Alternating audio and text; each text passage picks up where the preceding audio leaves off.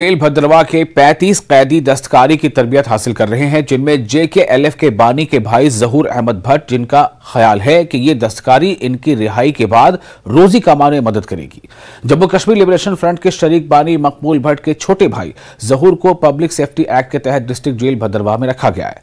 भद्रवा jail के superintendent Mushtaq मुल्ला ने कहा है कि 35 कैदियों को, जिनमें से ज्यादातर PSA के कैदी हैं, जिन्हें ज़ायाशुदा मवाद से कागज के कैरी बैग्स और फूलों के बर्तन और दीगर दस्तकारी अशिया तैयार करने की तरबियत दी जा रही है।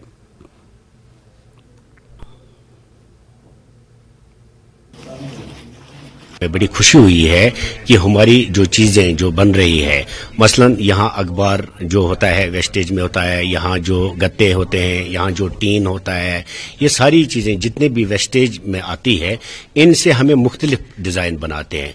मसलन आपने देख लिया वो ऐसे शो पीस हम बनाते हैं, रेल पट्टी बनाते हैं, मकान बनाते हैं या डस्टबिन बनाते हैं।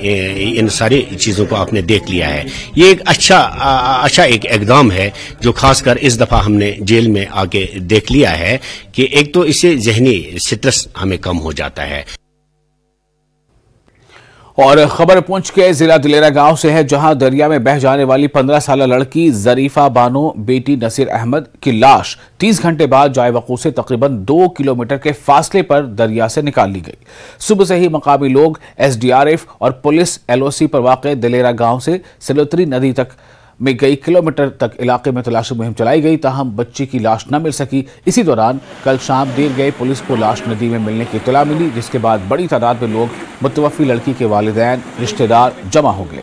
इस दौरान पुलिस, SDRF और मकामी लोगों ने भरपूर कोशिशों से लड़की को दरिया से बाहर निकाला। पुलिस ने कानूनी कार्रवाई के बाद नाश वर्षा के हवाले कर दी है।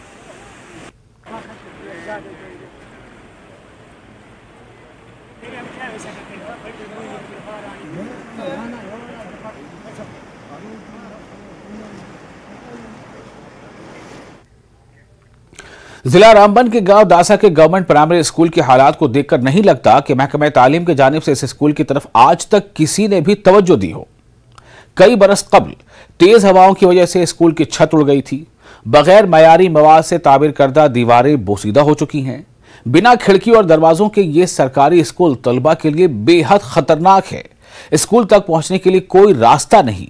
तलबा नदी नालों से पैदल गुजरकर स्कूल पहुंचते हैं। वाज़ेह है कि दासा गांव जिला हेडक्वार्टर रामबन से काफी दूर है, इसलिए आवाम की रसाई सरकारी दफातर तक नहीं हो पाती है और मुतल्लका महकमे के जिम्मेदार अफसरान ने भी कभी स्कूल की बिल्डिंग का जायजा लेने की जहमत गवारा नहीं की। वालिदैन अक्सर खराब मौसमी सूरत हाल में बच्चों को स्कूल भेजने से कासिर रहते हैं।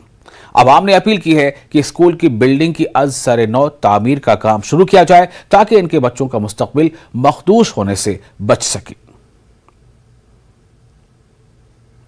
ये हमारा प्राइमरी स्कूल है और स्कूल का ये हाल है कि यहाँ को बड़े दिल वाला इंसान भी 5 मिनट से ज़्यादा बैठ नहीं सकता। और जब बारिश होती है, बारिश के अंदर यहाँ पानी अंदर जमा हो जाता है। हमारे छोटे छोटे बच्चे के जो हमारा सरमाया हैं, जो कल हमारे जो है ख्वाबों को शर्मिंदा ताबीर करने वाले थे, वो बच्चे यहाँ पर पढ़ते हैं, लेकिन इतने परेशानी हाल के अंदर हैं, इतने मायूस कुन हैं कि स्कूल का बुरा हाल है। दरवाज़ा स्कूल के अंदर कोई नहीं है, बैठने के लिए जगह नहीं है, टाटू का इंतज़ाम नहीं है और ये अवाम परेशान हाल है। और परेशान इस बात पर है कि जहाँ भी गुहार लगाई जाती है, जहाँ भी जाया जाता है, कोई इनकी सुनवाई नहीं है। और ये स्कूल 2009 में इसकी बिल्डिंग बनाई थी और 2012 में ये डैमेज हुई थी। उसके बाद हमने DC साहब के पास, ZDO साहब के पास, CO साहब के पास बार बार रिक्वेस्ट की और 440 उस वक्त दिया था। उसमें 2,40,000 पेमेंट किया, बाकी पैसा डिपार्टमेंट के पास है। ना वो दे पा रहे, ना डैमेज दिया और ना स्कूल को बनाया और हमारे बच्चे किसी वक्त भी खतरा हो सकते हैं।